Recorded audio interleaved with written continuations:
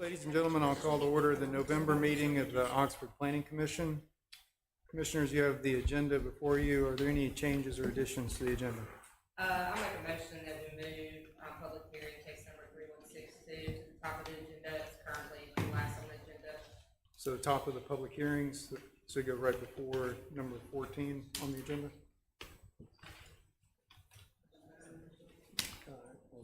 Yes, Yeah. that's correct. All right, is there a second? Second.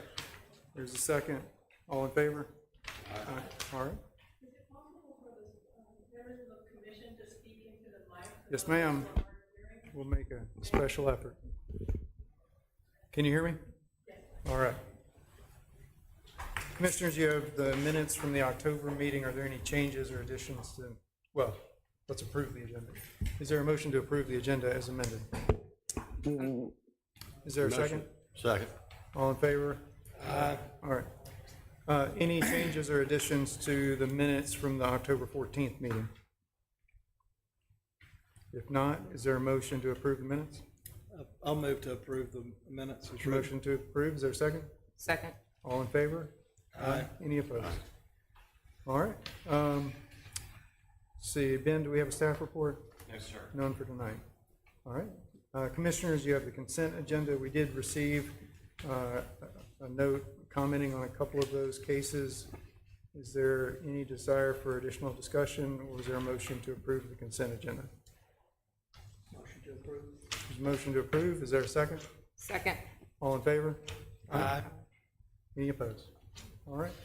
That will bring us to our first public hearing, which will now be case number 3162. Velvet Ditch Seafood has filed a request for site plan approval for property located at 430 South Lamar Boulevard. Thanks.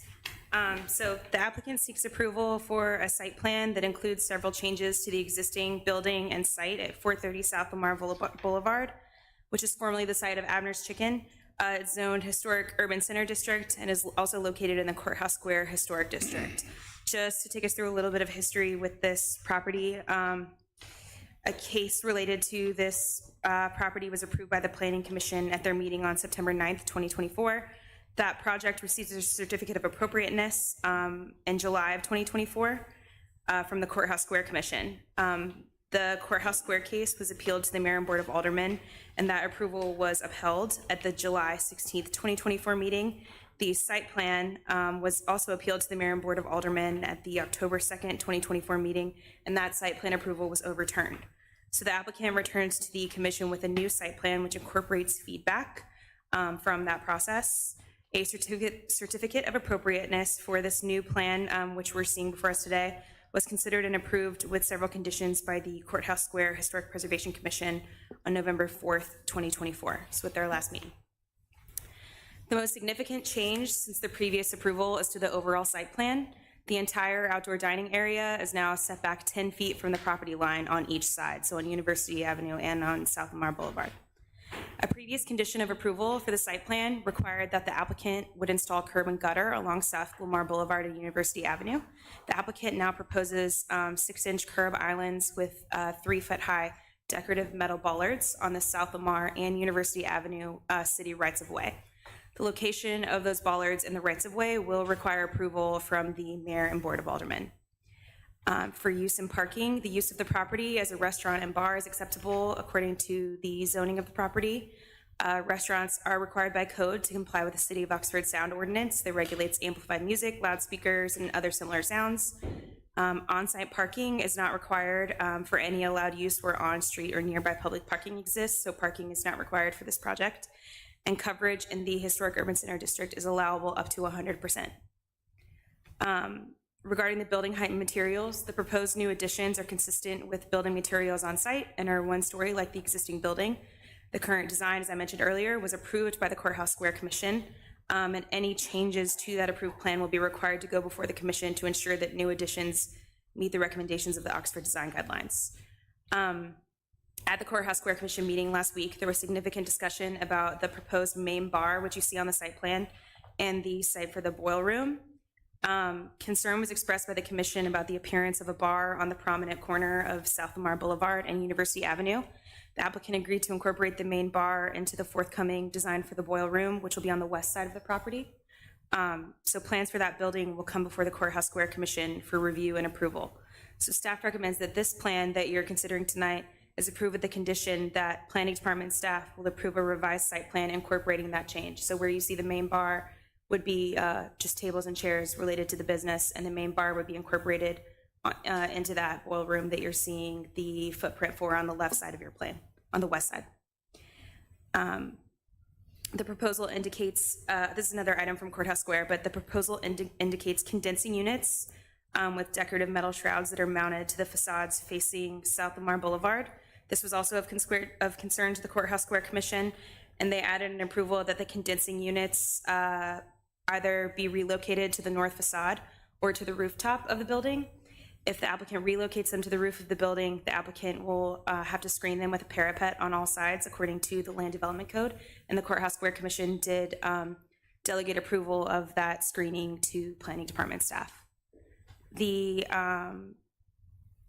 City Fire Department has preliminarily reviewed the site plan. The number of exits, 2, is acceptable for both the site and both exceed the required 36-inch opening. Proposed furniture will have to be arranged so that there's a direct line to the fire department connection, which is mounted on the front of the building. The previous site plan was approved with several conditions. I listed the conditions from that previous approval in the report for you guys to consider, and those that are not satisfied by the changes to the new site plan were incorporated as a part of our staff conditions for this plan. The engineering department reviewed the plan and recommends approval of the revised site plan with their conditions that are included. And staff is recommending approval of the site plan with 11 conditions. I'm just going to take you through them quickly. The site plan is approved with changes to the site plan delegated to planning staff approval.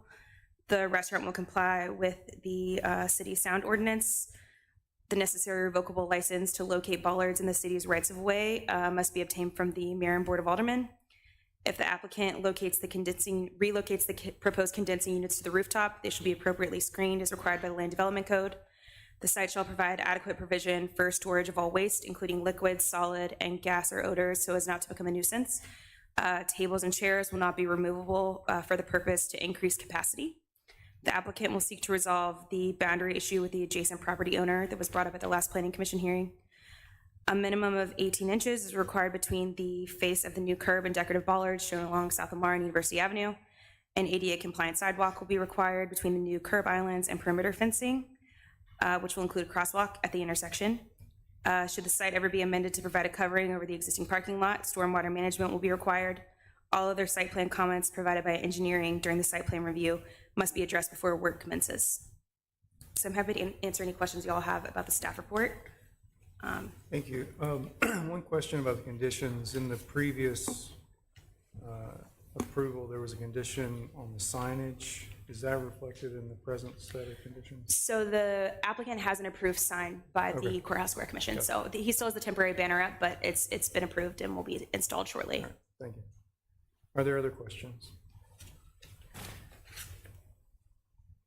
I guess just to condense some of that, relative to what we heard previously, the main change is just the setback from the street and the bollards. Is that correct? Yes. Yeah, And the bar location. in the main part. Questions from the commission?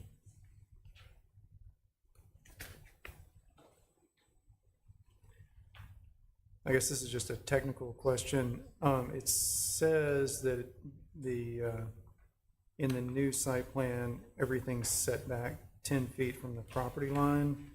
From the drawing, it looks like it's 10 feet from the curb, based on what's labeled as 10 feet. I mean, Yeah, I guess that's the correct. curb? Yeah, Okay, from the thanks. curb, because the curb is on the city right away. So Yeah, that's, all right. yeah. Thanks. Other questions? All right. Is there anyone from the audience that would like to speak on this case? Could I ask a question? Yes, sir. If you just come forward and state your name for the record, please. I'm sorry. I'm Al Paul. My question is, what is the seating capacity of the restaurant inside? And what is the capacity of the outside portion of the restaurant? Yes, sir. That comes from the fire department. Do we have those numbers handy? Yeah, I just wondered what the number is, if they know.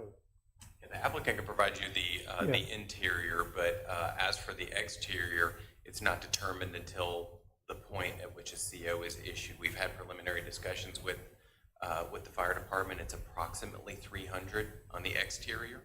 That's after the change or estimated before? That's after The once this is reduced built. area. That's for the reduced area. That's Okay. the only number. They provided the only number being with furniture in Gotcha, place. gotcha. So approximately 300 people. And on Mr. the Foster, do you have the And interior? it could be less depending on the furniture that's there. That's not the final number. The official number will be determined at that point. Right. Do you have That's the great. interior numbers? I'll compare and answer. Yes, sir. I may have a few more questions. No, that's it. Okay. Appreciate you.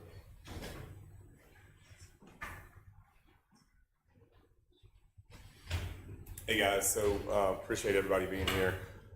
So when you look at the regress laws in the state of Mississippi, the garage door itself is larger than your normal 32 to 36 inch door. So when you look at the laws based upon fire capacity, which that is where the laws come from on capacity of the property, it doesn't come from a city official, it doesn't come from city planning, it definitely, the law abides by the fire department setting the code for occupancy. So these guys couldn't legally answer this question. Obviously, total seats versus standing room is how capacity is also counted.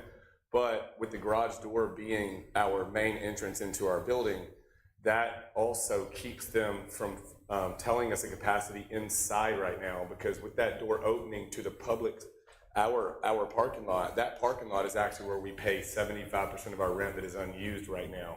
So by that door being open, it allows us to flow safely instead of going out of two doors, exit and enter from the bathroom and the main entrance. So the capacity cannot be given until we have the seats on the lot. I'm just gonna say our fire marshal legally could not go above his own rules and give us an estimated occupancy, because he can't. And if he did that, it would be illegal in his job position as well. So we have to put the tables out there first before they can give us occupancy. Obviously, I want that occupancy as bad as you do. I want to know it as well. So Let me, The interior? yeah, You have an interior. occupancy. Do you have an, the interior, we do not have an occupancy because we have a garage door that touches the parking lot right now. And the parking lot, technically by law, we could have had a larger capacity than just the inside. so they don't give you a capacity on the interior with the garage door By the closed? state laws in Mississippi, with the garage door touching the parking lot, they could not give us an occupancy on the garage door touching the right of way, because they're literally walking from the parking lot into our building. So they weren't able to give us occupancy. What we do have to do is when we have our seats in the building, total seats right now, you're looking at like, when the seats are in the building right now, you're probably gonna be looking at 125, which is what we would have in the building. So that's gonna flow inside and outside, because it's gonna count as one property. You can't count it as two properties. You have to count it as one property. Sure. That garage door equals one large property, because the garage door allows it to be an open space. It cannot be divided into two spaces. Sure, I guess just for the sake of discussion, what Mr. Bavall is getting at is if it's a thunderstorm outside, how many people are inside? If it's a thunderstorm outside, how many people can come inside? Until the fire marshal tells us that code, we won't have that. Okay. I can't answer that. I'm not gonna lie to you, obviously, so. What I do know is the original conversation we had in this building from day one that you guys showed up on, was that we didn't want just outside. We wanted a wall around it. We presented, Mr. Tom Howorth presented a hefty bill to me as well. I love you back there, Tom, for the building that he drew up. We got an 0 for 5 for that. We actually didn't have plans for the turf. As many times as it got turned down and the food trucks got turned down and turned into problems, the roof and the wall around it was what we originally came in for. Ben, Kate, the rest of the crew knows, it was presented on the screen, that we wanted a roof and a wall around it, which is actually what's next. This was all a temporary original structure, and now it's become a permanent structure for us to be able to afford to move forward. So it's been a little bit backed up, and the $300,000 in revenue we just missed out on from not being able to sell out in the parking lot That $300,000 we just missed out on slows down us putting a roof and a wall around it to keep it from being such a beautiful corner. Yeah, I don't think we're relitigating the presence of the outdoor space or the previous plans, just the information about what the capacity is. On the Yeah, we inside. don't have a lot, there's no way they can give us that until we have the seats outside. Let me ask this question, maybe it's cleared up. The proposed plans, the seats that you included in the proposed plans, are those the seats that you intend to install on the exterior portion? Being the 6 top tables, the 2 top tables, and the bar stools. Yeah, so we would So have, that's 118.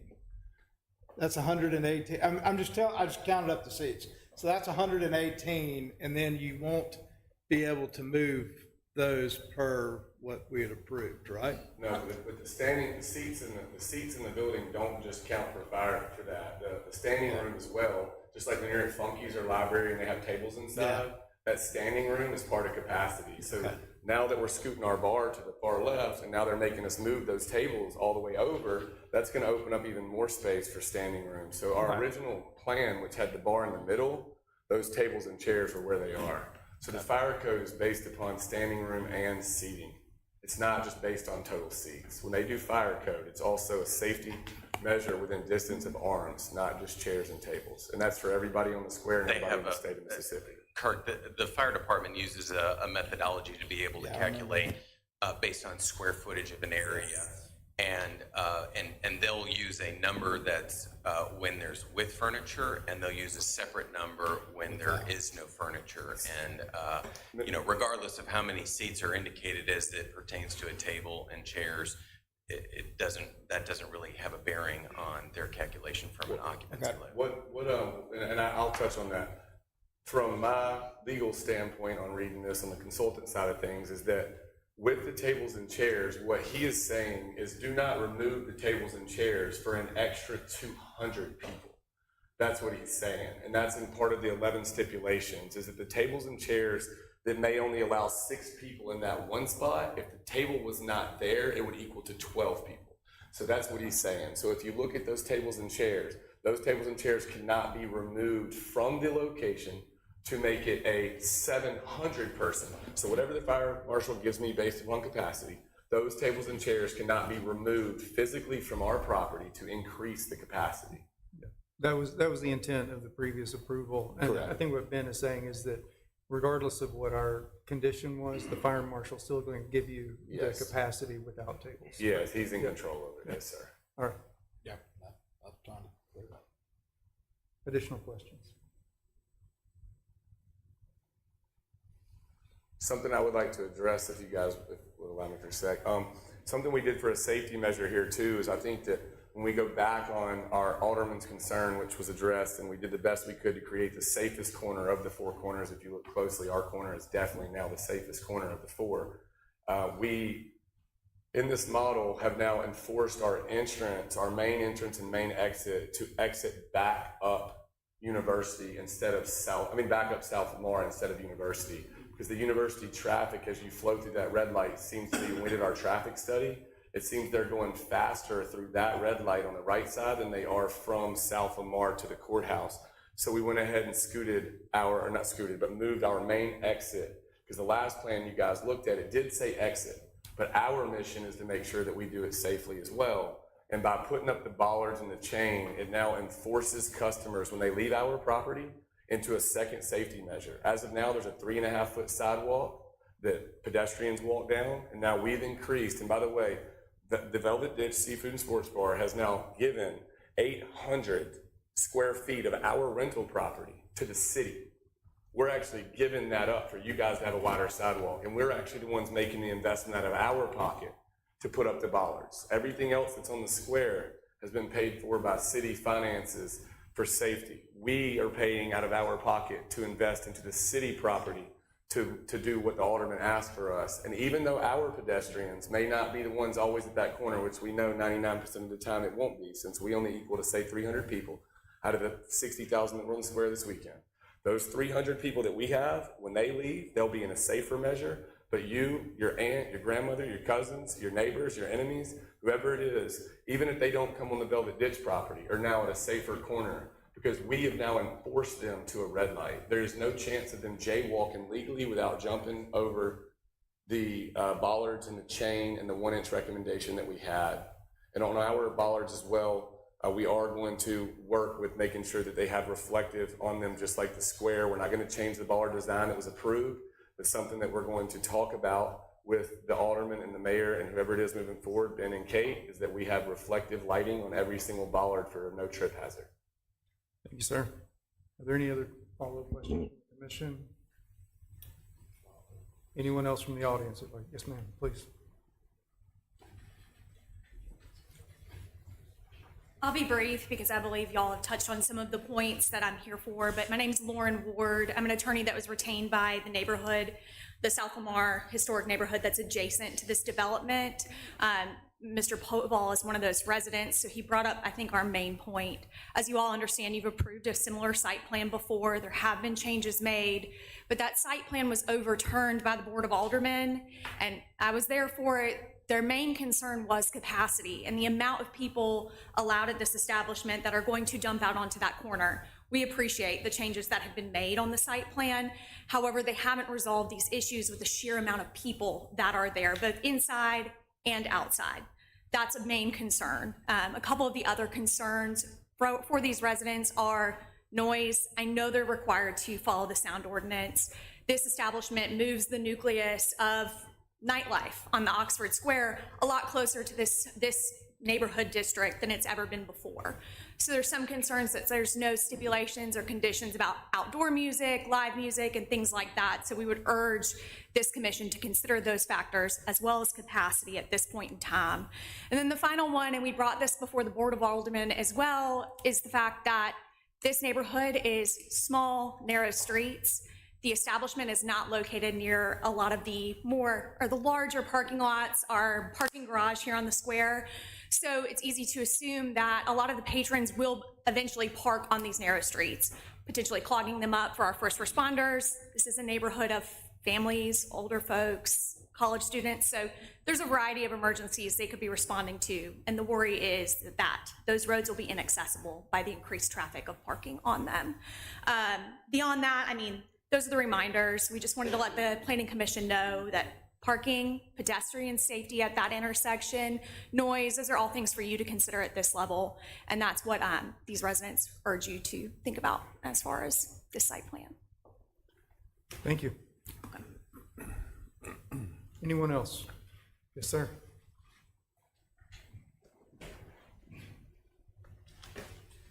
I think some of you at least were at the Board of Aldermen's meeting where they reversed this, but the citation of your responsibility for review was not capacity, it was traffic. It was conflict between pedestrian and vehicular traffic. While capacity is a part of that, a remedy that works at a very large capacity is what we have proposed. And I think that answers that problem, the problem of capacity in terms of traffic and traffic conflict is resolved. Thank you, sir. Tom, can you introduce yourself for the record? Yeah. Tom, will you introduce yourself for the record? Sorry. Sorry. I'm Tom Howarth, architect. Thank you, sir. And really expensive architect. For the record. You've been worth it for the record, Tom. I appreciate you. So, hey, I won't waste y'all's time tonight. I know y'all have gotten a million words out of me. The main thing is us to be able to move forward with what we're actually standing for, and I do appreciate her doing her job because she's representing the concerned community. That concerned community we just brought up again is about capacity. But as I posted on the What's Happening in Oxford page, capacity is not the concern. We had 1,912 people walk through my parking lot last Saturday into the public streets. We had 4 people get in a fight in my parking lot with wristbands on from another bar and me get hit in the back of the head by a college kid. And none of them were from my business. And this is all on film. Okay, me having a fence around my parking lot, it allows me to manage my pedestrians and my customers and represent my business. And then I also allow the safety to be obviously put it at a way better opportunity now for safety than what we had for capacity, because we know 60,000 people were on the square this past weekend, and capacity was not stopped. They didn't stop them at my business. They didn't keep them from passing my business, and they walked right through my parking lot. And when I called the city of Oxford this weekend, I won't mention the officer's name because he did his job, but I called him about towing these cars. And these cars that I called about towing, they said, no, you can't tow them. Well, 9 cars stayed in my parking lot from Friday to Sunday that were not my vehicles. They were not my vehicles. And they were in my parking lot, causing issues to where my own customers couldn't park in my parking lot to come in. So we have to take into consideration capacity concerns about all the people that are cutting through my parking lot. Each of you at 15 years old went through a driver's ed class, and that driver's ed class cited no corner cutting. My parking lot illegally allows corner cutting for cars to cut through. And I posted a video of a pedestrian that came from another bar that cut through my parking lot, and our parking lot is not safe right now. The capacity of our parking lot is not safe right now after 12:45. Our fence allows us to control the capacity to not be unsafe. 2,000 people going into my parking lot for chicken on a stick at midnight and 1 a.m. defeats the argument today. Plain and simple, I please suggest you to look at the law on that, because it's not fair that 2,000 pedestrians that did not come on our property legally, they cut through our property illegally, they cut through it, became part of the capacity she's concerned about, and the fence around our property allows us to keep up with the capacity the fire marshal gives us. Thank you, sir. Thank you. Jared, real quick, because I was one of the ones that had a concern about the safety, and Yeah. I had asked you to move in the fence a little bit, which, thank you for doing that. Yes, Obviously, you ma'am. didn't just do it for me, but since I just have a question, and if you could just kind of give a brief summary, since you did move your entrance and exit to the same location, what is the plan for people that are maybe waiting in line to get in? Yes, ma'am. No Because it problem. is, obviously, that's on the sidewalk. Yeah. Which of course gets closer to the road, so. Of course. So we widened the sidewalk right now. If you guys have been on the square on a Friday night or a Saturday, so you see how many people are walking down. But you look out left, and that food truck everybody was concerned about, they didn't want on my lot. For the last 4 weekends, we've had a food truck touching our lot, parked right left. And that food truck actually allows 200 customers to stand there and order cheese burritos, and they're all standing out in the street. And there was nothing ever addressed about that. So I talked to him, and I said, hey, man, is there any way we could scoot that food truck up just a little bit so we don't have people in the street? There's a hot dog cart that also has 25 to 50 customers in a line in that public street causing traffic. So I spoke to them and even mentioned the idea of possibly, scooting them in a little bit further so that we were all treated equal, so that sidewalk is actually for walking, not for stopping traffic. So for us, what we decided to do was where you have the electric box, you'll see a velvet rope. And that velvet rope, and it doesn't look so velvet on a computer, but that rope is the same rope that the library uses to keep their entry. They put a rope out and they keep people to where they enter into there. So our fence line is going to come in 5 feet, but as you see the fence line coming in, it's much wider than 5 feet towards the electric box. The fence line actually widens up to 18 total feet for capacity and space. And that puts everybody in a singular line to where when they come in, and then whenever everybody leaves, they're going to be exiting back through that entrance. But our gate also opens up to 14 feet wide. So the queue is gonna go around the north side of the property, is that what you're saying? I'm really bad with geography, so I'm going Towards to the call that square or away from the square? Anchorage building side. Okay, Yes, yes. okay, thank you. Correct. Did that answer your question? Okay, and then the safety measure that we put in there was the idea that right now, instead of a moving car, because luckily those cars that were moving would be, obviously in both directions, but when cars are coming from the courthouse, there's already going to be bollards that are going to separate at the corner of our property. Those bollards are keeping them in a safer entrance and a safer fence line, because there's nothing there keeping them safe right now. Nothing at all keeping them safe. Our bollards keep them safe to where they cannot be hit once you enter any square footage of our property on the left side, which are going to be hefty. I mean, we're going to spend 50 grand on the city's property to make that corner safer for 97% of the people that walk through there won't be from the Velvet Ditch Seafood Any and Sports follow-up on Bar. that? All right. Anyone else from the audience that would like to speak? Yes, sir. You come forward and state your name.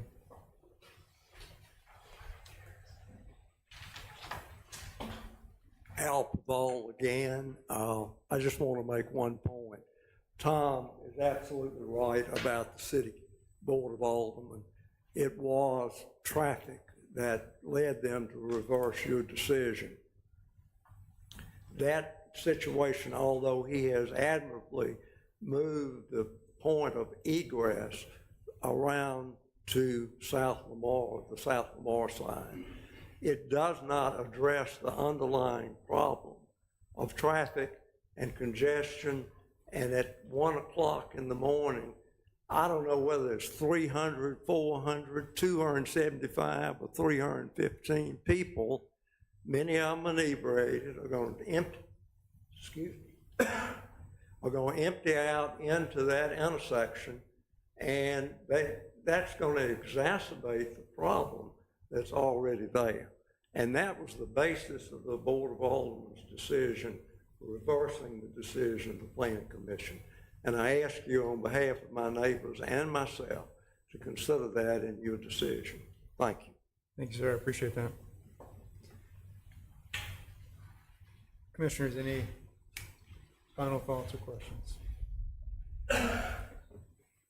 I'll say that we don't get situations like this very often where we have a case, we make a finding that gets reversed, and then it comes back to us in an altered state. In this particular case, I would say that the Board of Aldermen's finding that there were still concerns about safety, some of that was voiced on this commission. I think we're in a difficult position. The primary mandate of this commission is to administer the code and to see whether the code is administered fairly and that the applicant is meeting the code. And there are some gray areas, including safety, but that gray area is a question of when is it the applicant's responsibility and when is it become the responsibility of the community? And that's a difficult line to draw. And I think the board is trying hard to push it closer to the applicant in this case, but strictly on the question of whether the applicant meets code, I think we determined last time that it met the code. And in this case, the applicant, not through a condition from the city, but on his own account, has made concessions for additional safety. So, you know, I'm sure everybody on the commission will have a different feeling and approach and will vote how they wish. But we're in not a unique, but an unusual situation on this case. Commissioners, any thoughts before we have a motion?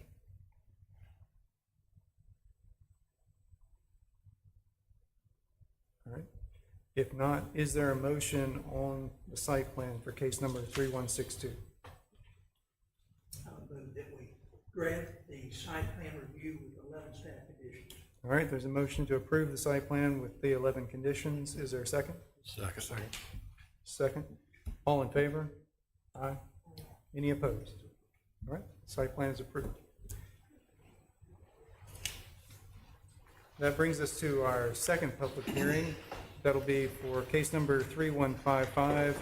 Alder Design Studios has filed a request for a variance from section 2.6.7 traditional neighborhood business rear yard setback line minimum for property located at 401 East Jackson Avenue. Sir. Give him just a second.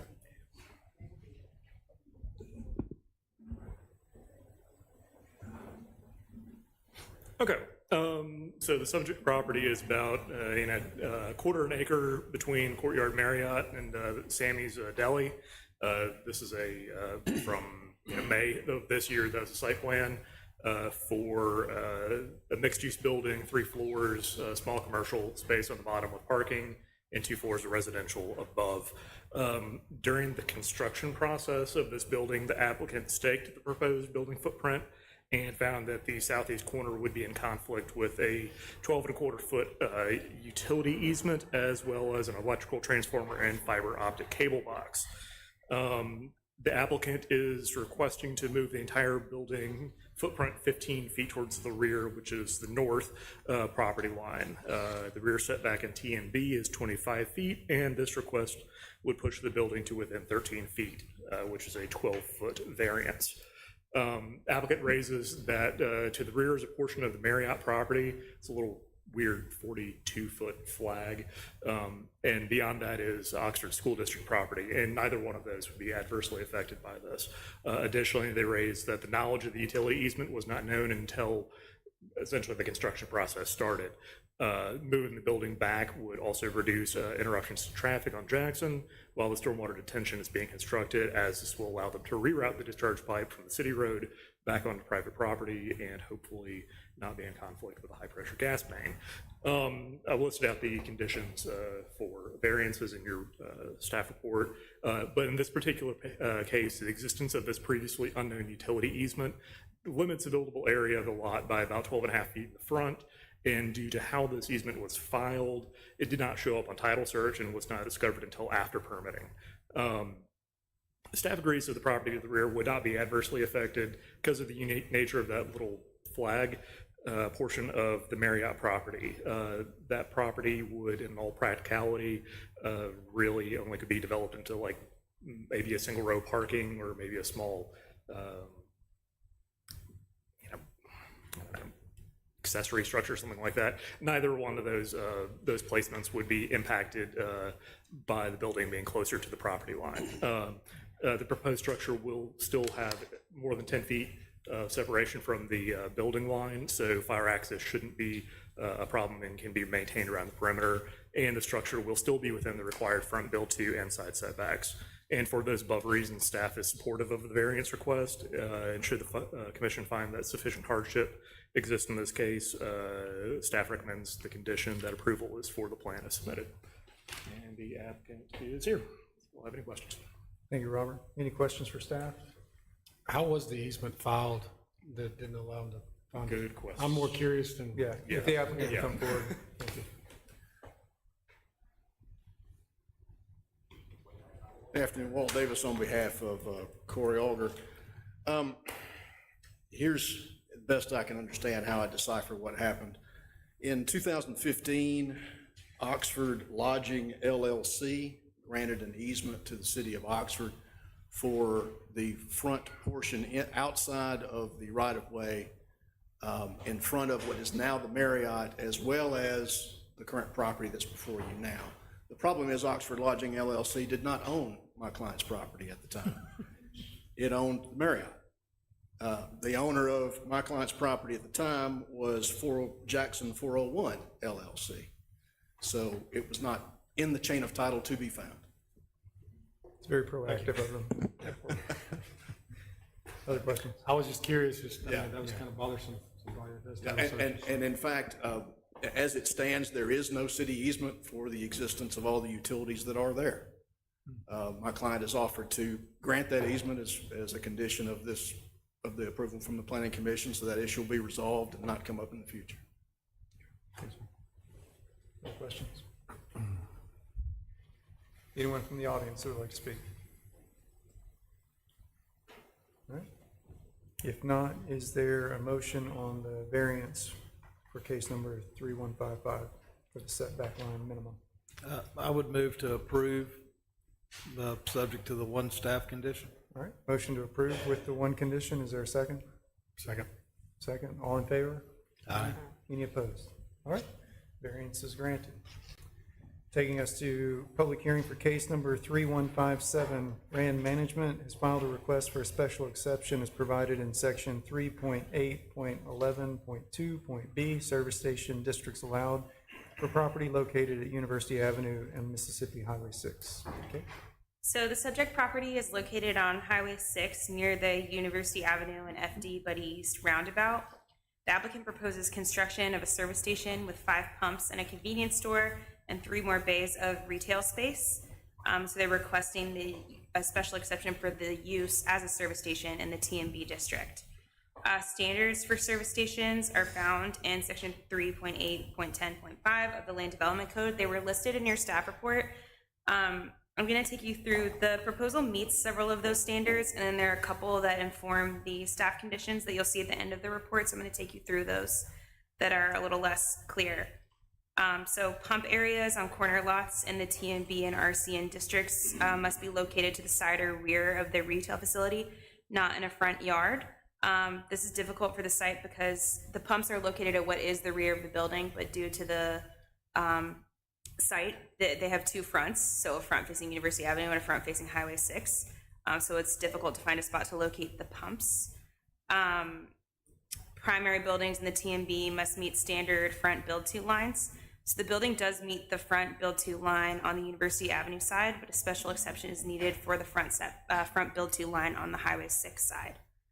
The other item that will need to be remedied for the site plan review, if the special exception is approved, is related to the pump island and canopy. So the elevations showing the pump canopy are not included with the application, and the renderings show a simple metal pole. So the design of the pump island is supposed to be architecturally integrated with other structures on site using similar colors, materials, and architectural detailing. And they should be wrapped with an architectural facing of stone, brick, tile, or other natural materials to go along with the design of the building. So that was made a condition. Staff finds that, staff recommends approval of the special exception after making the finding that the addition of a commercial business in this location will be a benefit to the site and the surrounding area. A service station with a C-store can be used by passing motorists on Highway 6, and the other retail bays will bring retail to an area that is currently lacking. So staff is recommending approval of the special exception with 6 listed conditions. I will note, we noticed earlier today that the special exception for the front build-to line was not included with the staff report. So there were 5 listed if you read it earlier than today, but we've fixed that online with the case file. We're recommending that the 6th condition be that the applicant obtain that special exception. So I'm happy to answer any questions you guys have about that. Thank you. Questions for staff? Would the applicant like to speak?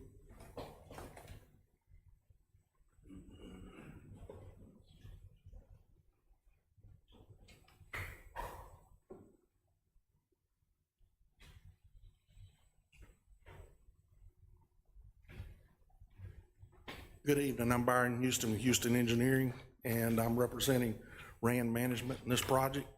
And the applicant has agreed to all the conditions that the planning department has set forth as conditions, you know, of this special exception.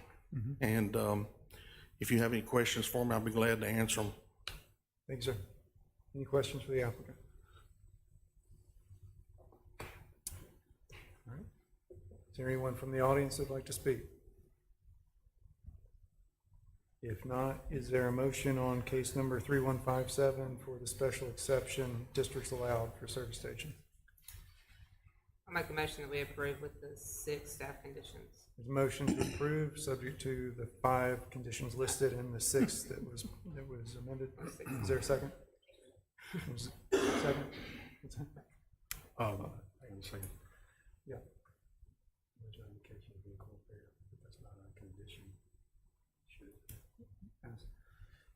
Ben, quick question. So F, it talks about the wrecked or partially dismantled, basically like they're not going to do a repair. It says there's no indication that vehicle repair will be carried out at this location, but we're talking about a gas station, but there's 2 other commercial lots that somebody ought to go there. So I think there would be a natural inclination to put some kind of vehicle repair. Do we need to have a condition on this before we approve? I think that's within your right to make that condition to make sure that it's not allowed. That's, so, as you wish. We haven't seen many, you don't see service stations like you used to see where you had a service bay. A lot of times you're seeing complementing uses, a liquor store, a restaurant, things of that nature. But if you wish to lock that down as part of the condition, I think that's certainly within the commission's right. It looks like the Land Development Code asks us to do that. I think that they acknowledged that they were going to comply with all the conditions as set forward, and we read it as they weren't actually proposing a repair use. Yeah, that's correct. We can clear that up. Mr. Houston, could you speak on this, please? Thank you.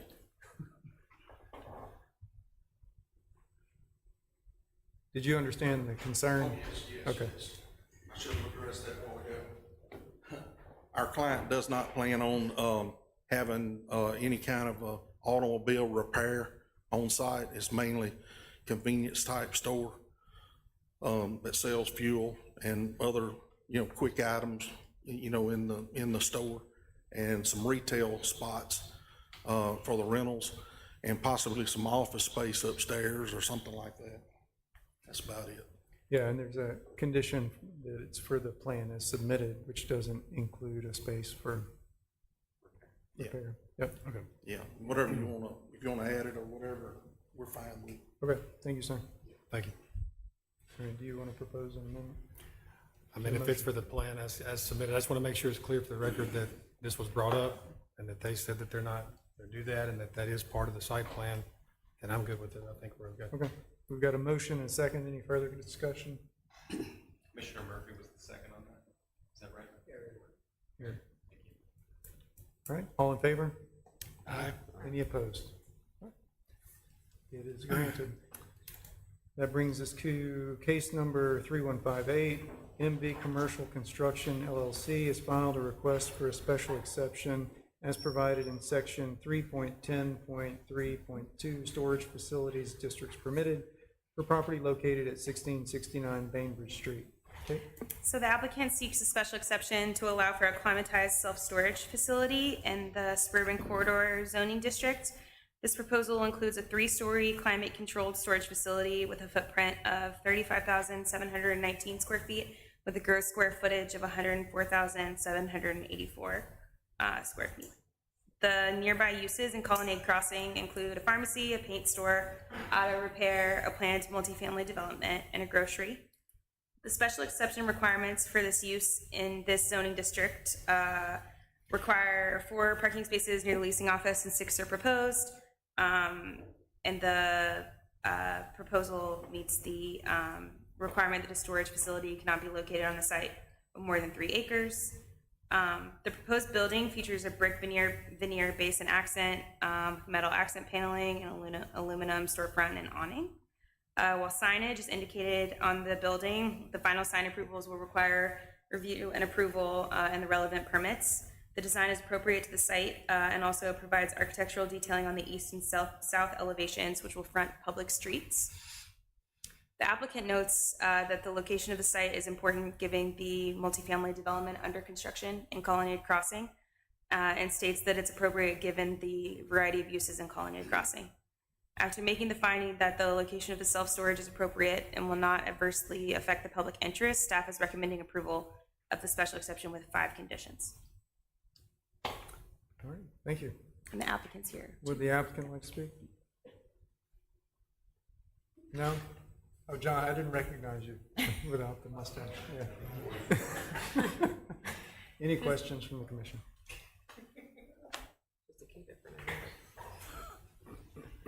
No questions? Would anyone from the audience like to speak? If not, is there a motion on case number 3158 for the districts permitted for the storage facility? Motion to approve, subject to the staff conditions. Motion to approve, subject to staff conditions. Is there a second? Second. Second. All in favor? Aye. Any opposed? All right. Case number 3159, Rise has filed a request for multiple parts. The first, a special exception as provided in section 2.6.7, traditional neighborhood business building height, and B, a variance from section 3.5.5.3, dwellings, multifamily parking for Rise property located at 1886 Reserve Loop. Okay. So the subject properties are located on Oxford Way. It's near the roundabout. It's just west of the archive. The applicant proposes Rise Ole Miss, which is a mixed-use development that is primarily residential in nature. It's located in the northeast, the southeast, and the southwest portions of the roundabout. Properties of the development consist of, it's actually 3 different zonings: traditional neighborhood business, suburban multifamily, and neighborhood residential. Y'all might remember this from prior special exception requests that have come before the commission. The total area for the entirety of the development's about just a little more than 12 acres. about 2.75 of T&B property, 5.52 of suburban multifamily, 3.99 of neighborhood residential. We'll take these requests one at a time. The first is a special exception as provided in section 2.6.7 of traditional neighborhood business, which is building height. This is the requirement that requires a second story in the T&B district. And as y'all know, that a building in the T&B district is required to have a second story, which is defined as at least 51% of the building footprint is to be functional space at the second floor. The applicant proposes a 2-story building here with a footprint that measures about 13,707 square feet. And as proposed, the second floor consists of approximately 1,800 square feet, used for primarily 2 residential units. The second floor equates to approximately 13% of the building footprint. The application notes that the building is designed to appear as a 2-story building in its entirety, but the functional space is limited as described above. And also noted in the application is that the development proposes buildings on the south side of the roundabout that will consist of 3-story buildings that are all 100% residential on the second and third floors, and the Planning Commission granted that special exception previously. Requests of this nature, we don't tend to support these as staff, but we will certainly consider them when there are contextual elements that certainly warrant them. And in this instance, the Commission has granted a special exception for ground floor residential on the south portion of the roundabout, as previously stated, and those buildings will be 3 stories. The proposed building in this development does read as a 2-story building from the road, and the location is on the interior of the Oxford Farms development, surrounded by existing and proposed housing. Staff finds that this building will appear as a 2-story building, that the reduced functional area of the second floor will not adversely affect the public interest, especially with the property being surrounded by existing and planned residential. Therefore, we do recommend approval with the 3 conditions that are stated in the report. Would you like me to move on to B? Yeah, let's go ahead with B. Okay. Thanks. And so this is a request for a reduction from the multifamily parking. The applicant is seeking a variance from multifamily parking requirements, and as proposed, the site requires a total of 595 parking spaces. The applicant's requesting a variance of 25 spaces, or a reduction of 25%, 25 spaces, which is 4.2% from the requirement. If this is granted, the total parking provided on this site will be 570 spaces, which includes 12 ADA parking spaces. The Rise Oxford development proposes a total of 216 residential units with a total of 510 bedrooms. And while there's ample parking provided for every bedroom in the development, a total of 60 spaces will be available for visitor parking. The application notes that Rise Oxford will own and manage the entire development for years to come and will be responsible for managing any parking issues that may arise, removing the burden from the city of Oxford. And as stated, Rise or another future owner will own and manage the development. However, the city has recently had to address issues related to parking enforcement in existing apartment complexes with the adoption of the consensual towing ordinance. Also pointed out are the parking provisions in the Land Development Code that were modified earlier this year, but the calculation methodology were not changed for calculating parking in multifamily developments. I did provide the criteria for granting a variance in the report. The challenges in providing the minimum parking provided may be attributed to design, especially with the development that maximizes the entirety of the property. The areas for proposed common amenities, pool, pickleball courts, clubhouse, those could also be used for additional parking areas to satisfy this requirement. This will obviously eliminate these areas for development, and the Commission may determine that those are necessary, or that is necessary in order to provide the required parking count for this development. This is a purpose-built student housing development. It's likely to be fully occupied.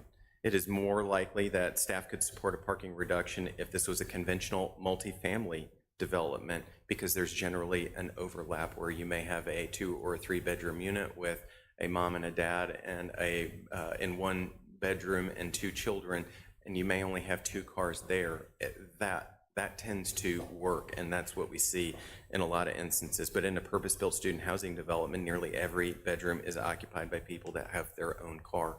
In addition to that, as we have seen, and as y'all know from living in this place, those apartment complexes, that parking gets taken up not only by the residents that live there, by their guests, their boyfriends, their girlfriends who come. And we've had many instances where the emergency management officials have had difficulties being able to access the property because of cars being double parked.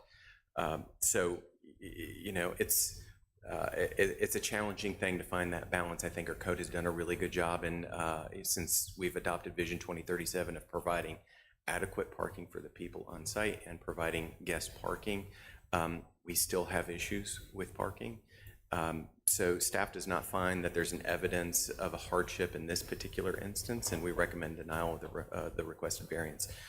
Should the commission grant the variance, we do have 2 conditions of approval to be included with that.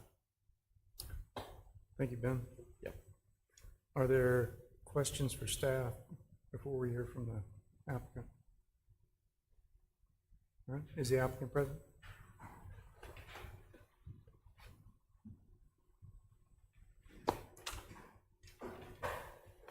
And hey, Jared, just for the record, we did have a comment that was emailed. It was in the email, it was a list of several different cases, and this is one of those cases. Thank you, And Ben. I think I believe it referenced the floor plans for the second floor were not included, although they are. Yeah, they are in there. Yeah, it's on the, I guess, the A1.12. Yep. Thank you. Good evening. Joe Moore with JM Engineering, here representing Rise. If you guys have any questions about the first request, about the second story, we can knock that out first. Any questions on the special exception for Zoom?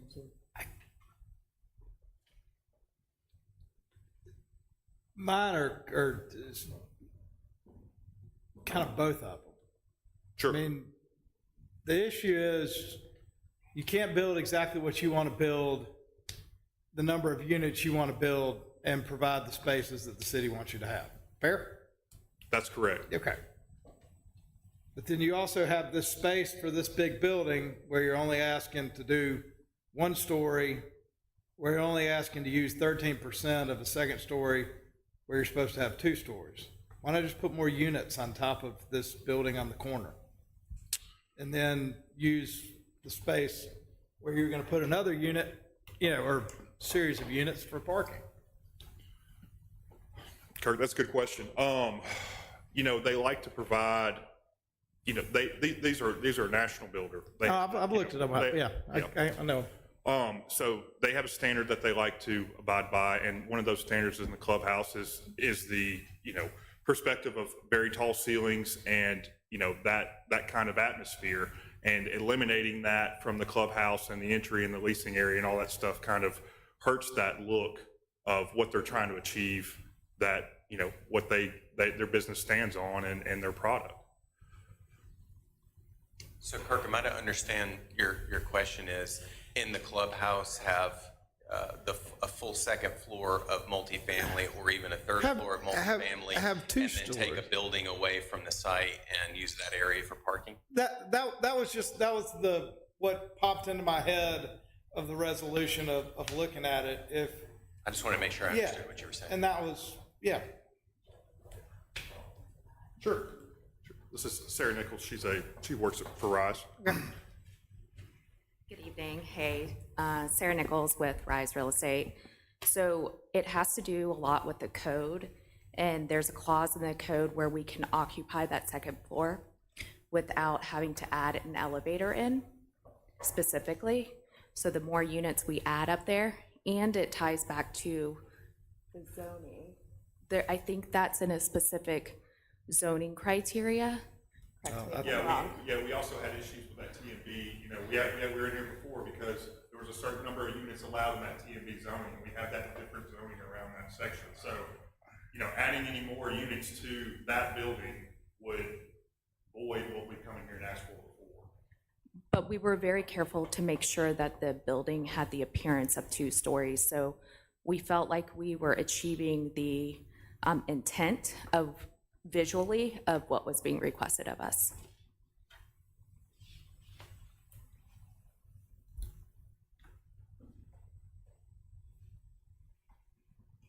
Any follow-up? No, not on that one. Okay. Additional questions? Questions for everything, or? Yeah, we can do questions for either of the two.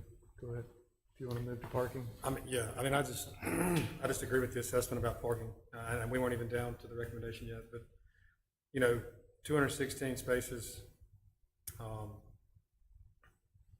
you're gonna have issues. I mean, you got 60 extra spots. I mean, that's just nowhere near enough. What we're gonna have, you're gonna have issues with parking, for sure. So the 20, so we're talking about 25 spaces, which is 4% of what we're short. And so, like I said, these guys have building these communities all over the country. Their ratios of what they've seen works for them is a lot less than what the city of Oxford recommends.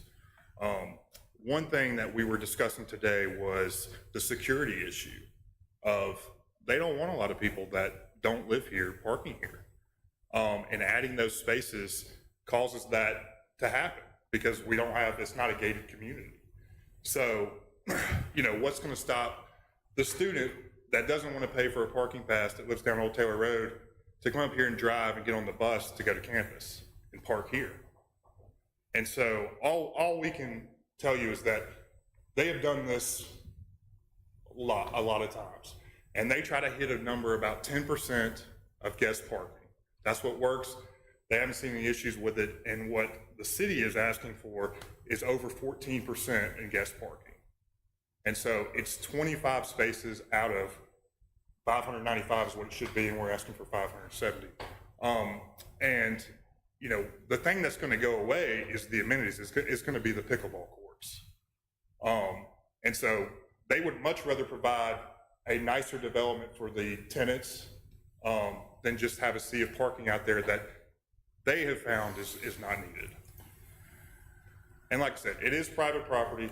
I know the city gets calls on stuff, but just like the water lines that we're going to have out there that'll be private, when somebody calls, the city is going to say, call Rise. That's their water line. So, they will be in charge of, if a tenant has a parking issue, there's a leasing office there, there's management there that will handle that. Yeah, I think there are two concerns. One is on the parking. One is that it's going to be students, and so it's going to be full, and there's not going to be as much variance in the use. And then on top of that, I'm told in real estate, location is everything, but timing is everything else. And right on the heels of a towing problem in the city, it's probably not the best timing to be asking for a parking variance, because we've had a problem with there not being enough guest parking. And, this is a variance from the parking code. So I think that's difficult at the moment. I think the other option I'm going to throw out there is, would you guys be acceptable to leaving that area where the pickleball area is open? Let us build the 570 spaces. Let us open for 6 months, do a parking evaluation. If we find what works, and we're not having any issues, let us build the pickleball courts. If not, then we'll add in the other 25 spots. I'm not opposed to that, but I would say let's make sure that 6 months includes a football season. Sure. And this will be, Could we do it over the course of a year? Yeah, I would say course of a year. But, look, you're talking about 25 spaces. Yeah. Normal space is what I just figured is 12 feet. 8.5 by 18 feet. So you're 4,050 square feet. The dimension of a pickleball court is 2,176 square feet. So you can have 2 pickleball courts and still meet this space. Sure. Well, you've got, that's correct. That's the square footage. To a point to where you've got to add in landscape islands, you've got to add in drives to access those. So I have a layout. Yeah. That we can get the exact number of parking spots that y'all are requesting without any pickleball courts. And it fits in there just like you wouldn't even know that they were there.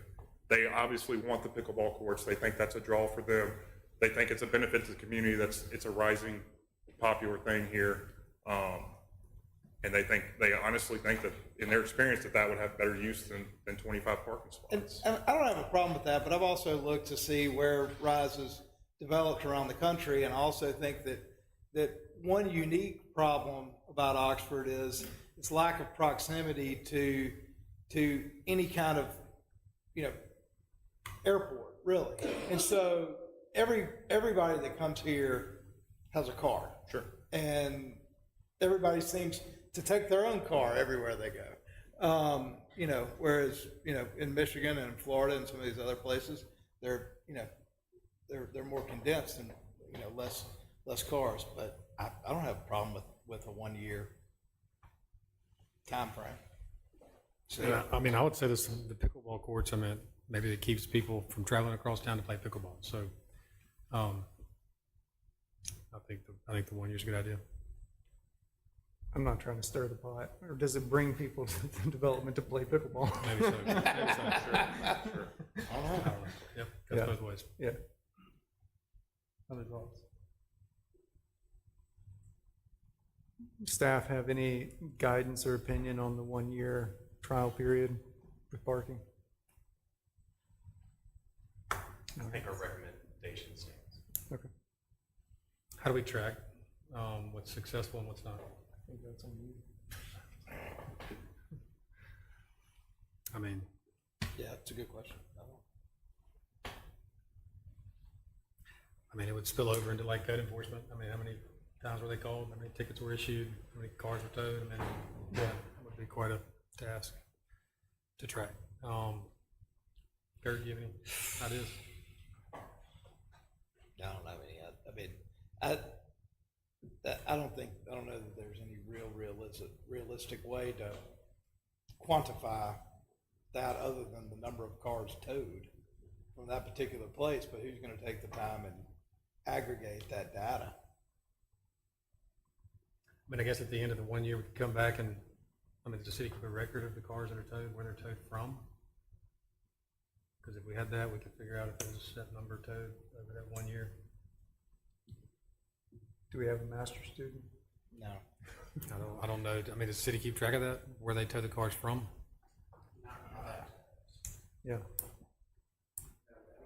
What you're talking about is, because I think what you would be talking about is not just the number of times code gets called, because Joey's right, and what does happen if somebody's parked where they're not supposed to be, and that's part of what went into the new towing ordinance, is that, that's an issue that the property owner sort of has to take ownership of. Now,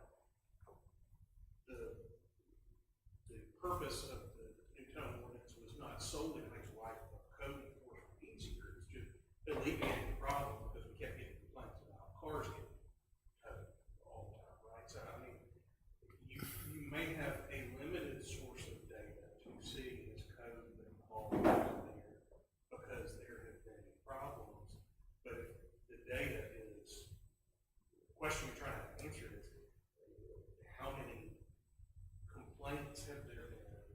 How many times have there had to be towed cars from that property? The city has a mechanism for, I know we don't have a mechanism for keeping up with it right now. I don't think we have a mechanism for putting into place how to keep up with it, except to tell them you have to keep up with it. And, give us a report on some kind of basis, or at the end of the year, or whatever. I just don't know where else that information comes from. And Joe, I'm not trying to speak out of turn, tell me if I'm wrong. No, I think, in all honesty, what you're saying is correct, but I almost think it's going to be self-governing. And then the fact is that the year goes by and these guys are tired of people running into the management office saying, hey, you towed my car. Hey, you got to do something about this. I live here. That's going to be the mechanism that says, hey, we should build those 25 spots so we don't have to deal with this. Yeah, I appreciate the effort at compromise. I think it's a lot cleaner if we just make a decision as a commission whether it's the pickleball courts or the parking is more important. I do have a question I'm going to ask Sarah real quick. Based on your experience with other projects that y'all have, do you assign residents a spot, per bedroom or per unit? Do they each have their own individual spot, and then there's the residual guest that's indicated as guest park. We have done that at some of our properties. I do not believe we were talking about doing that for this particular property. So the parking would just be open, first come, first served? Yes, that's correct, is typically how I would see us doing it here. It's not out of the question. We've certainly done that before, though, at some properties as well. So, Is the development gated? I'm sorry? Is the development gated? No, not at this time.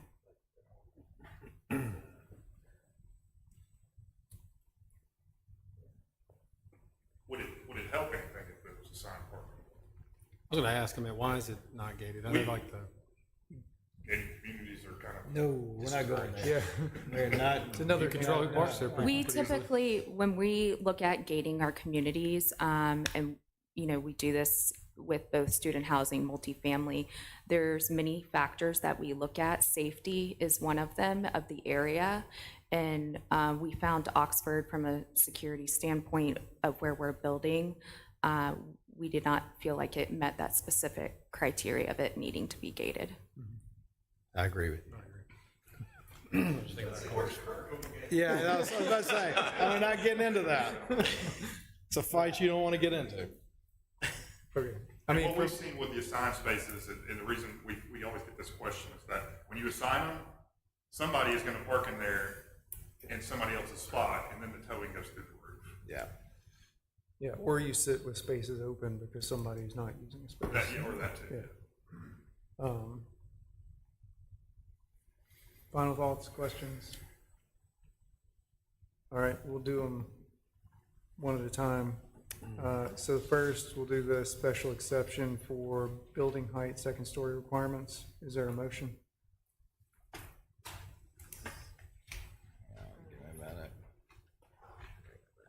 I'm going to do grant special exception of A with staff conditions. All right, there's a motion to grant the special exception. Is there a second? Second. There's a second. All in favor? Any opposed? All right. Special exception is granted. That takes us to the variance for the parking. Is there a motion on the variance?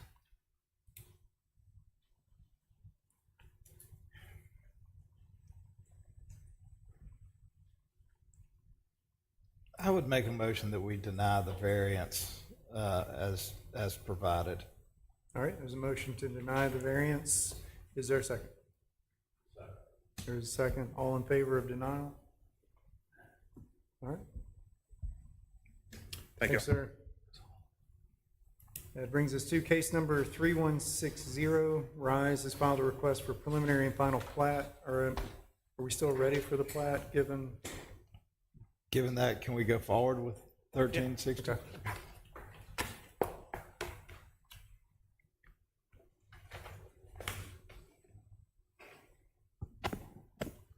So the properties, it's the same property that we're talking about, but it's the south side of the roundabout specifically is the subject of this case. The proposed lot measures about 5.20 acres. The applicant provided a covenants that are in draft form. However, the applicant shall provide a stamp recorded copy of those covenants. Again, 5.20 acres, it would create one lot. Engineering did provide comments related to this one lot subdivision. Staff recommends approval with the 3 conditions indicated in your staff report. Again, this is preliminary and a final plat. Y'all are recommending body. This goes before the mayor and board of aldermen for final consideration. Thank you, Ben. Mm-hmm. Any questions on the plat?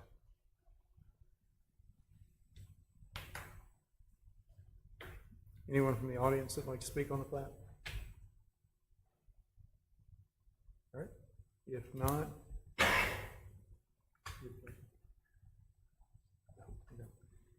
Is there a motion on preliminary and final plat for Oxford Farms Phase 12? I move that we grant the preliminary and final plat for Oxford Farms Phase 12 with the 3 staff conditions. All right, motion to approve with staff conditions. Is there a second? Second. Second. All in favor? Any opposed? All right. It's recommended for approval, taking us to our final public hearing for the evening. Case number 3161, Oxford Farms LLC has filed a request for zoning map amendment for property located at Oxford Way.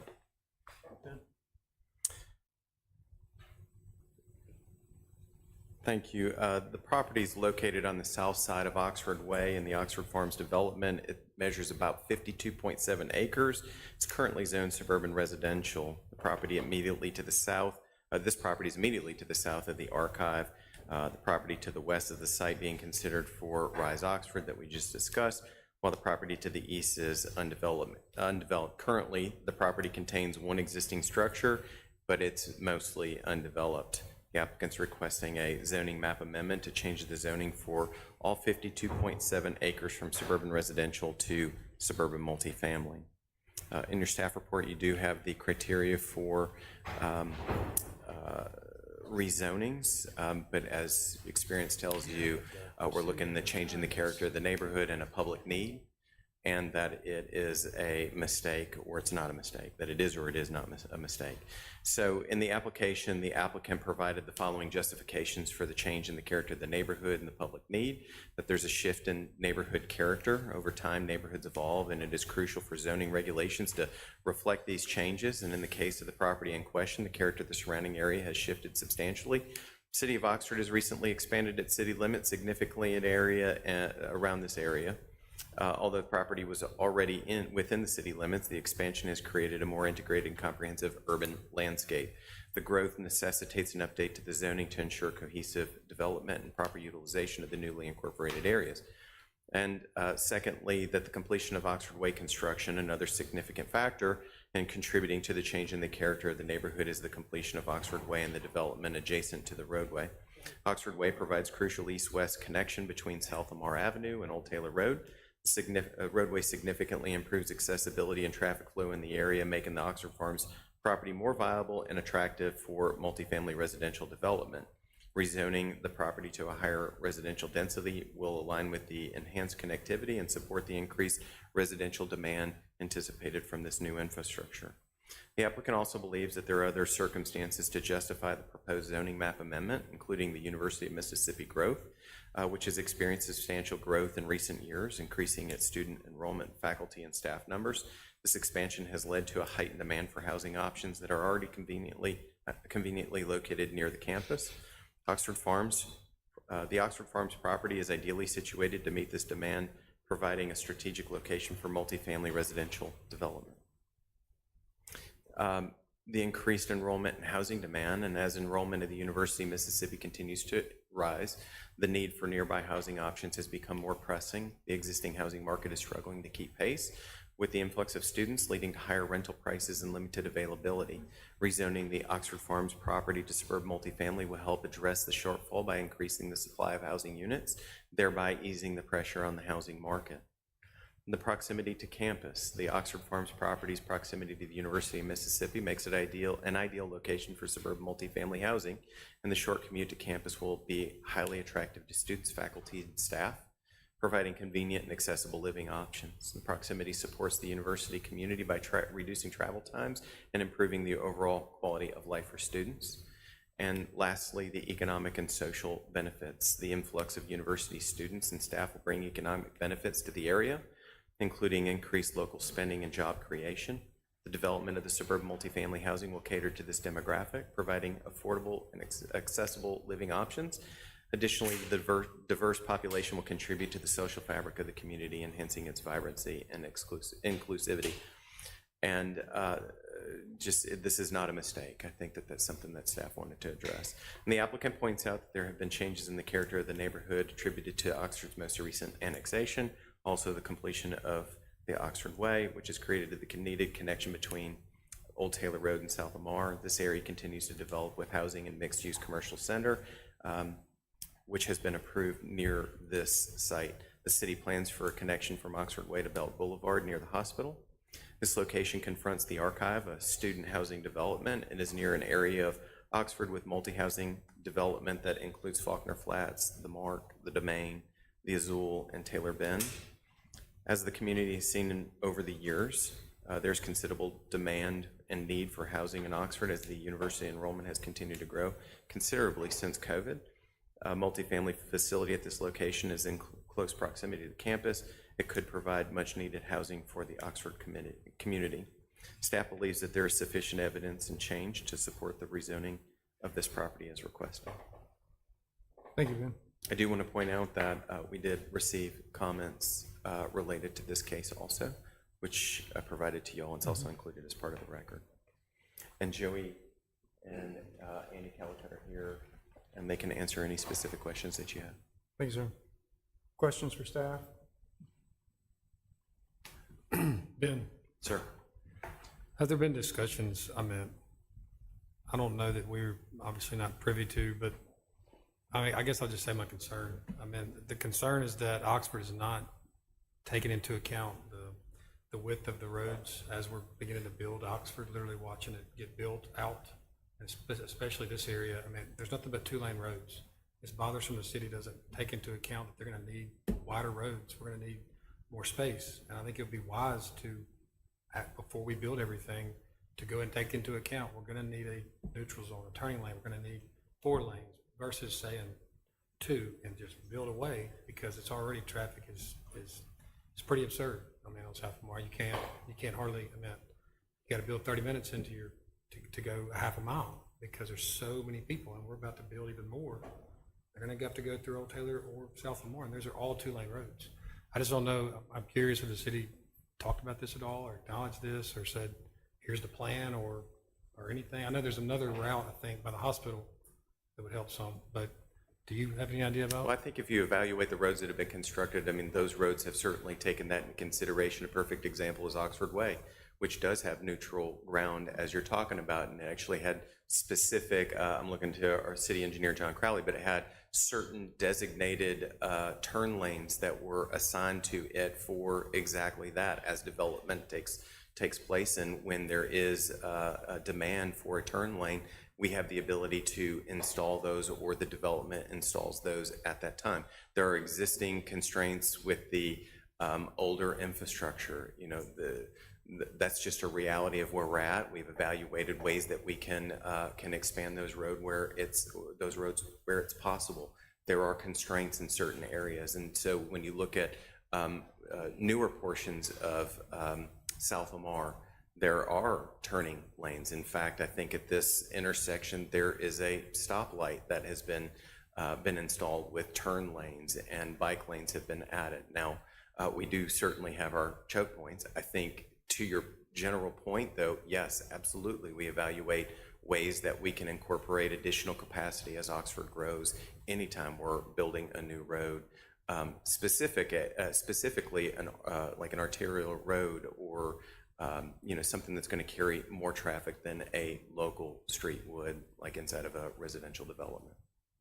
Do you know anything about Belk? I don't know, it's not Belk, but it's the road that's going to connect right there to past the hospital. I don't know what the name of the road's going to be, but is it going to be, do you know yet if it's going to be a 2-lane or 3-lane road? I can't speak to the actual design. It's still in planning stages. We haven't received the final design of that road yet.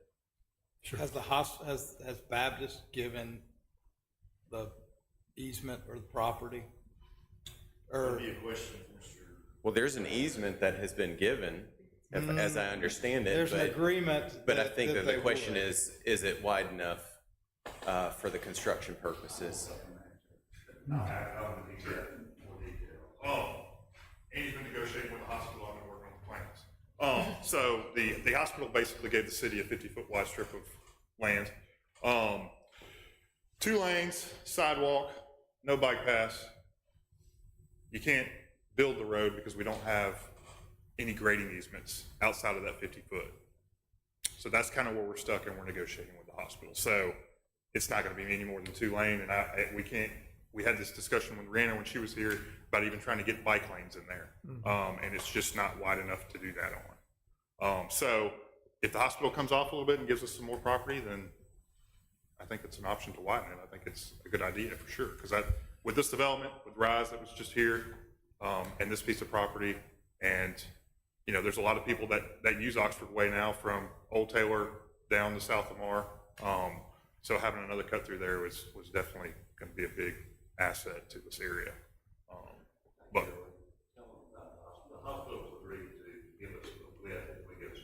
so where we're kind of hung out is that we've had traffic study, I think we've had two, I think someone else did another one. Everybody's in agreement that this road should really come out at Whirlpool Drive that we're talking about. So traffic can come from our development, go right across Old Taylor Road on the Whirlpool, back into the recreation area that the old Whirlpool plant that the campus has built. The hospital is on board with that 100%. We've just had some pushback from the city on coming out there. I think the plan has always been for it to come out to Belk, but we see that as a benefit, as we can put all this traffic to campus without ever getting on Old Taylor Road, and so that's part of the negotiations that are going on as well. But we want to build the road. We've got a TIF to build the road. We need to build the road before the TIF runs out. So we are optimistic. But plans have been done. But to answer the original question, 2-lane road is what we're putting in there. That's all the room we've got.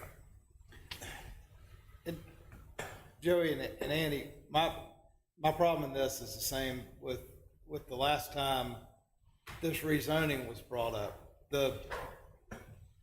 The main basis seems to be the growth of Oxford, the growth of the university, and that opens up to me, which I said the last time, that it opens it up to any developer that wants to rezone it, because that is true for any piece of property that's anywhere in the city. I get that, Kurt. I don't want to cut you off. I get that. And the need, there's two things that we've got to have for the zoning change, the need and then the change in neighborhood. And, I think when the other piece that came up, I think you guys originally denied that. We did. And then, the board, they appealed that to the board and the board said, yes, they've proven the change. Oh, okay. Yeah, Okay. This is what we're recommending, Yeah. And so the board said that they did meet the needs for the change in neighborhood, and we were kind of looking at it and saying, well, all the reasons were because of what the stuff we've done in Oxford Farms. And in all honesty, the SMF property there's none of it out there. And I'm sure that was by design, but that's, if you want to solve the housing problem, in my opinion, you increase the density, increase the supply. Yeah. Because I do a lot of work out in the county. They don't want it out there. Yeah. So, if you're going to fit the demands of what this town has, you've got to get something in here that's got more density instead of building more townhomes and little cottages that take up, 50 acres to build 200 instead of, maybe you use 50 acres and you get 800, Now, I don't know what the math is, but. I get it. That's just my concern. And I agree with Joseph on the roads. Not that my opinion was asked on it, but I think we need to start looking at it. We have got this 0-foot front setback. I think that needs to be looked at, because then the roads will never be able to be widened. Just build a subway. Yeah. Well, doesn't it depend, we don't have to make sausage in public, but it also depends on the right-of-way that you propose for a new road. So you say at 0 foot, you can't expand it, but if you got a 100-foot right-of-way, you have plenty of room to be able to widen the road. So it all kind of depends on the road that you're proposing, the amount of right-of-way that you're going to give, not necessarily the setback. Well, I think in the process of these narrow right-of-ways, with the eminent domain would be a little bit easier if there was no building sitting there.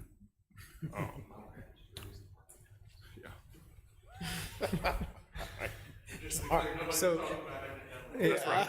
I'm sorry. Never heard that. Yeah. It does limit. Ben, he mentioned the availability of suburban multifamily. Do we have a count of how many properties are available with that zoning in the city? Properties? Or, undeveloped? Last look within the past, let's just say the past few months, and I counted about 100 acres. There's very limited supply. Yeah, okay. I think Mr. Britt's got a bunch out at Grand Oaks, and we're putting residential lots on it. And I've tried, you know, stuff like that. That's- Fairness, I didn't actually look at that. I kind of look at that as being part of the PUD, even though you can have some multifamily. I was looking at true Yeah. multi-family property. Yeah, okay. There's a little bit, Yeah, but there's not much. okay. Other questions?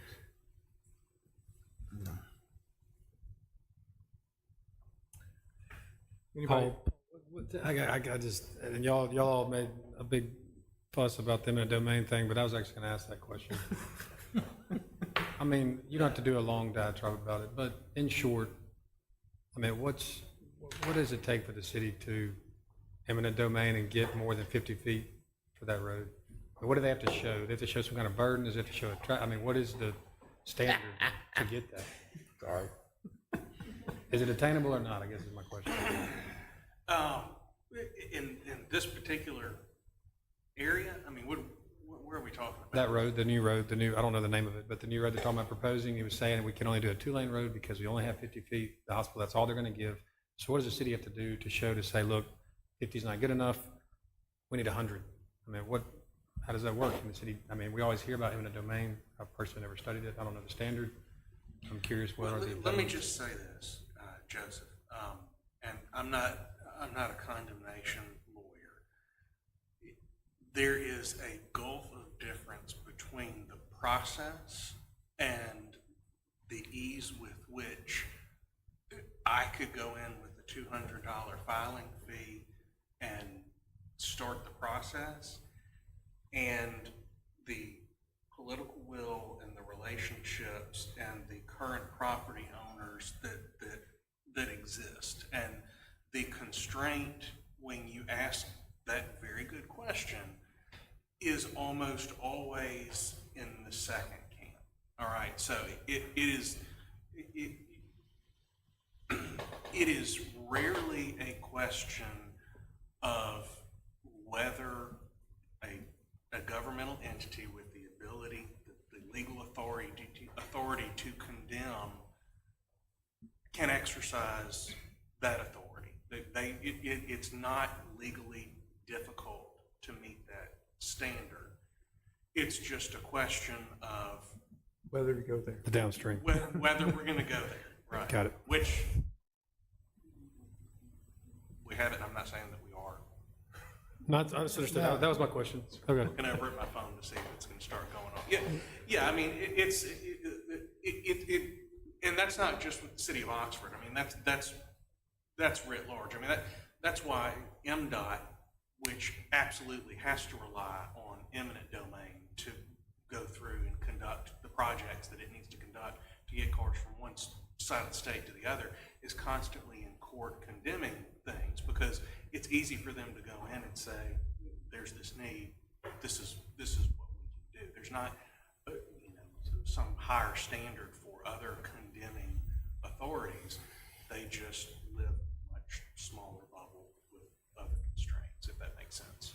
It is, and the primary reason I bring it up, for the record, I guess, is that there's nothing on the property now, and so if it is eminent domain, and then they pay fair market value for that property, open trees and dirt's a lot cheaper than eminent domaining a bunch of buildings and a bunch of people's stuff. That's why I ask about it. That's why I ask about it now on the front end before we build everything. Anyway. And I will state that half the road isn't built, Fourth Reserve. But because you guys approved the on-street parking, I guess there would be room to expand that road if you really wanted to one day. Yeah, I like that. I noted that. That's all I got. Okay, back to the case. Any other questions or comments on the zoning request? Yes, ma'am. Please come forward and state your name for the record.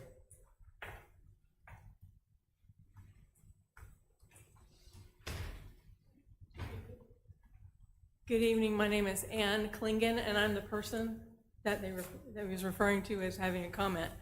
I was not persuaded by the entities group saying that this would be an asset for staff and faculty. All I see, and this evening alone, you have approved over 1,000 apartments with I don't know how many residents. There are very few faculty and staff who can afford a rent by the bedroom apartment or would even want to live there, because it's not going to be, it's a party place, we all know that. It's not going to be a place that's good for people. Right now, I mean, as of 2014, over 40% of the people that live in Lafayette County, work in Lafayette County, do not live here. In the last 10 years, anecdotally, I am confident that number is close to doubling. Simply when talking to people who keep saying, I've been priced out of my rental home, I've been priced out of my apartment, I'm gonna have to live in Marshall County or Panola or anywhere. And that means a loss of community, right? Because people who don't live here certainly don't participate in what's happening in our community. And I think you can see that in participation in any kind of groups that we've had. I mean, there's a big downturn of that. The idea of changing almost 60 acres to multifamily is concerning to me, because what does that mean? Does that mean that we're building more and more apartments? We're meaning condos? We're building duplexes? I mean, what is it? How are we going to solve that need? I know that's not your charge, but I think it's something that should be considered if you really are concerned about the community. Yes, ma'am. I think housing supply is part of our charge. I mean, that's part of Vision 2037, and it's part of what the code tries to get at. And I agree with you on what the planned occupancy is of most of what we've approved tonight. One of the realities that we deal with is that a huge proportion of our growth is coming from that sector, students, right? And that may not continue indefinitely, but the price of housing in Oxford is driven by the demand, and there's a huge amount of demand for housing, whether it's students or weekenders or football folks, whatever. There's a huge demand, and that drives up the price. And we have students living in every kind of housing available in Oxford right now. And so there's plenty of demand for student housing. Having student housing doesn't directly impact faculty housing, but it does supply some of the demand out there. And right now, I think one of the few levers the city has to pull in terms of providing affordable housing is just providing more supply. So, I mean, in the best light, the proposal here is we have a huge need for housing. This is a request to upzone, meaning increase the density to provide more housing within the city, which, you know, in itself won't move the needle on prices, but that's the general intent. Well, and that's why I included information about the options for affordable housing. I know that's not something that developers are very excited about, but even just to consider it, even a portion of that to be an affordable housing, be run maybe by LOU homes, where we be confident that it's going to be community members as opposed to students. You know, I work at the university, I appreciate them, but I also it took me 4 years to find a house in Oxford that I can afford, and it's just frustrating. That's all I can say. I agree. It's frustrating for all of us too, but the price of dirt costs a certain amount, and you have to build a product that allows you to get your money back. And I think that there are other programs that the city is trying to utilize to help that. And I think the only thing we can do is to increase supply of this board. And I do think that there are other boards and groups in the city that are working on that. Oh, I agree. But they have not had very much success at the Affordable Housing Commission because no developers are interested. And so if we can't put any push on them, it will never change. Yeah, I mean, the approach to affordable housing is incentive-based and not regulatory. And I know, but you're not meeting your 2037 goals. I think Just saying. I was going to say, I think that, and I'm kind of repeating what they said, but I don't know, maybe it's more clear stated like this. What they're proposing, the suburban multifamily, is going to allow us to put more of the students, take them out of these community homes and put them all in one spot. and then put it in several different stories. That's about as best case scenario as you could ask for as a citizen. I don't want them renting in my neighborhood. I want them to go live in that multifamily unit all bunched up together. They're not gonna stop coming. They're gonna keep coming to Oxford. The question is, where are they gonna go? And what this is about is giving these guys a place to go build a condensed community, if you will, of college students all together. That's why I'm in favor of it. Okay, I promise this is my last comment. But Old Taylor Road used to be the place where faculty and staff lived. They all had their little houses. And that's disappearing with more and more and more apartment complexes that are right on top of the road. It's becoming like a metropolitan crazy town. I don't like driving out there because especially at certain times of the day, because it's impossible to drive. If we add more and more and more students, then it's going to get more and more horrible, and there's no place for the faculty and staff and residents of Oxford to live. I think that your shirt, the Ole Miss, is who you need to talk to about that. Especially on campus housing too. I mean, I think, you know, I've heard a lot of discussion at this point about student housing with respect maybe to the request that's before you. And that's not necessarily the case. What's before you is a request to rezone a property to multifamily. And a type of multifamily is conventional housing too. And we're not discussing a development. We don't know what a development would be, but there's a potential that a conventional housing developer, a multifamily developer, could propose a development at this particular location, similar to Faulkner Flats. That tends to have more conventional renters there. We've had another one in the past in Colonnade Crossing where it's a conventional rental, not a purpose-built student housing. So we keep saying student housing.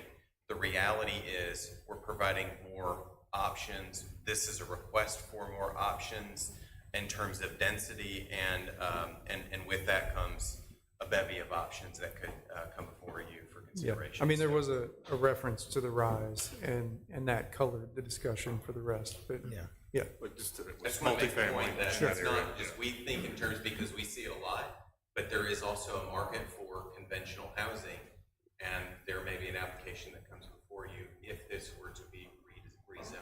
There may not be. Don't know. Yeah, we don't know. All right. Final thoughts, questions? Anyone else from the audience? I think we've lost all our guests. We've overstayed. And so just a reminder, this is a Recommendation. recommendation of the Mayor and Board of Aldermen. Yes, sir. All right, is there a motion on the request for a zoning map amendment for property located at Oxford Way? Move that we approve it. Was there any staff conditions on that? I don't think there can, no. I make a There's motion we approve. Motion to approve, is there a second? Second, all in favor? Any opposed? One opposed, all right. It's recommended for approval. Thank you, sir. Thank y'all. Is there a motion to adjourn? Motion to adjourn. Is there a second? Second. All in favor? Aye.